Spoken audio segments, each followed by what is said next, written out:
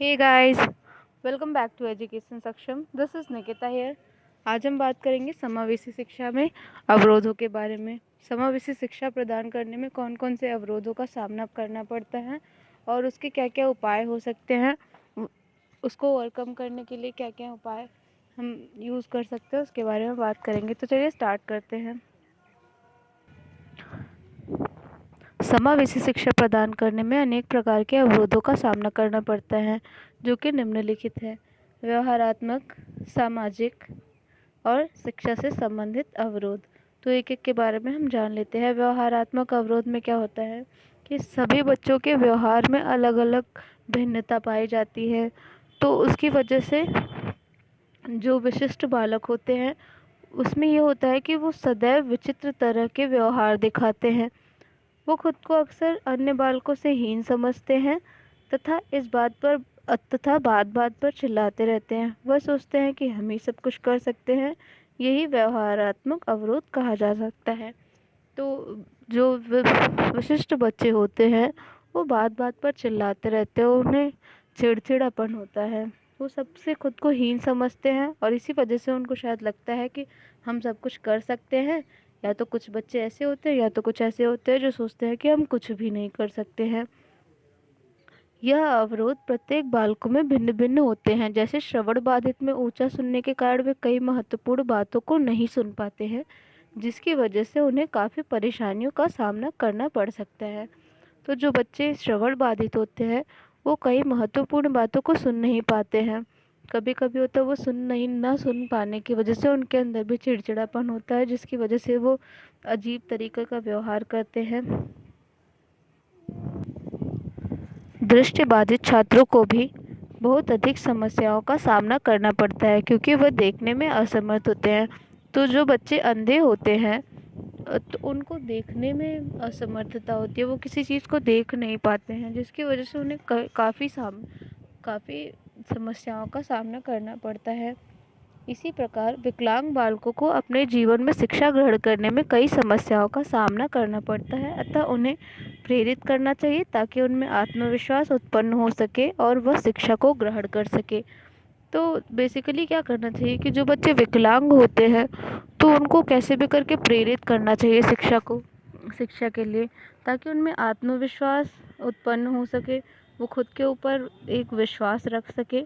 तो जब आत्मविश्वास होगा तो वो शिक्षा ग्रहण कर सकते हैं और उनमें हीन भावना जब नहीं होगी, वो खुद को दूसरों से हीन नहीं समझेंगे, तो वो अपनी इस चीज़ को छोड़ के वो शिक्षा पे ज़्यादा कंसंट्रेट कर पाएंगे।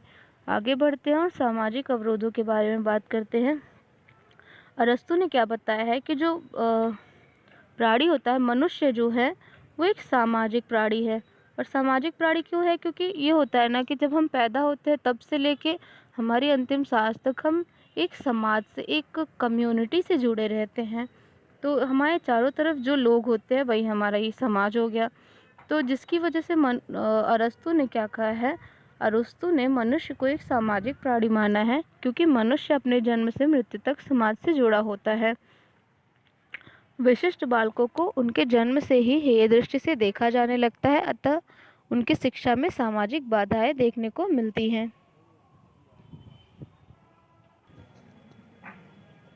बात कर लेते हैं शैक्षिक व्यवधान के बारे में। Educational barriers. शिक्षण संस्थानों में विशिष्ट बालकों को यदि सामान्य बालकों के साथ रखा जाए तो उनमें हीन भावना उत्पन्न होने लगती है तथा अपने विचारों और प्रतिभा को प्रदर्शित करने में असमर्थ हो जाते हैं। जब विशिष्ट बच्चों को सामान्य बच्चों के साथ रखा जाता है तो उनमें हीन भावना उत्पन्न होने लगती है कि वो बहुत अच्छे हैं या ऐसा हम कमज़ोर हैं, ऐसी वाली भावनाओं की वजह से वो अपनी प्रतिभा को प्रदर्शित नहीं कर पाते हैं। इस प्रकार से इन बालकों में शैक्षिक व्यवधान की प्रवृत्ति उत्पन्न हो जाती है। बात कर लेते हैं समावेशी शिक्षा में उत्पन्न व्यवधानों को रोकने के क्या क्या उपाय हो सकते हैं। Solutions of the barriers.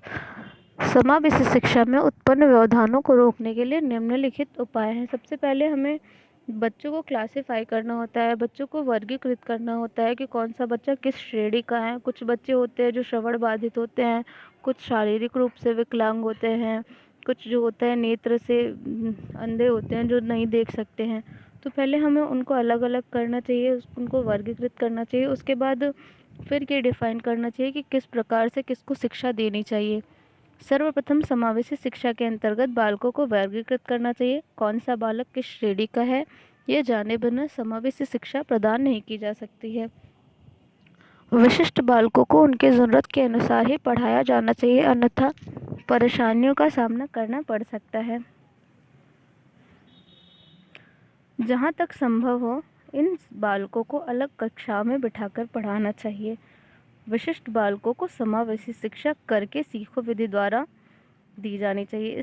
इसका मतलब ये है कि बालकों को लर्निंग बाय डूइंग मेथड द्वारा शिक्षा दी जानी चाहिए। इसका ये मतलब है कि किसी कार्य को जब हम करके उस कार्य को सीखते हैं तो हम अच्छे से सीखते हैं। तो विशिष्ट बालकों को हमें उसी प्रकार की शिक्षा देनी होती है। विकलांग बालकों हेतु लचीली शिक्षा व्यवस्था होनी चाहिए। लचीली शिक्षा व्यवस्था का मतलब होता है कि कभी कभी हमें स्ट्रिक्ट भी होना पड़ता है और कभी कभी हमें सरलता से चीज़ों को समझाना पड़ता है। तो लचीली शिक्षा व्यवस्था जो होनी चाहिए वो विकलांग बालकों के लिए होनी चाहिए। यदि किसी परिवार का बालक विकलांग है तो उन्हें विशिष्ट प्रशिक्षण प्रदान करना चाहिए तथा विकलांग बालक का भी मूल्यांकन करना चाहिए। अगर किसी के परिवार में कोई एक बालक है जो विकलांग है, कुछ भी हो सकता है, तो उनको प्रशिक्षित करना चाहिए कि अपने बालक को कैसे रखा जाए, कैसे उनको ट्रीट किया जाए।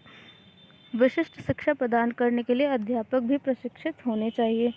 विशिष्ट शिक्षा के लिए अध्यापक जो होने चाहिए वो अच्छी वेल ट्रेंड होने चाहिए, शिक्षित होने चाहिए और प्रशिक्षित।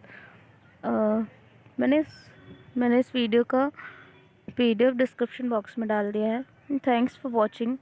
आपको अगर ये वीडियो अच्छा लगा है तो प्लीज़ लाइक करना ना भूलें and don't forget to subscribe our channel. Thank you so much.